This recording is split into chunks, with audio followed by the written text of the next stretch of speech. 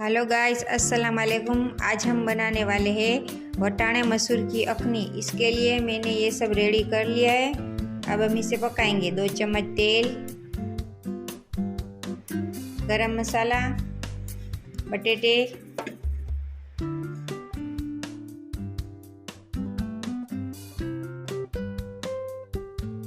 वटाणे मसूर, तेजपत्ते, मिर्चे से हलाएंगे।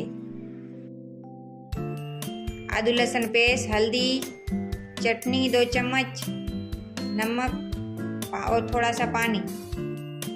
फिर उसे अच्छे से मिक्स करेंगे।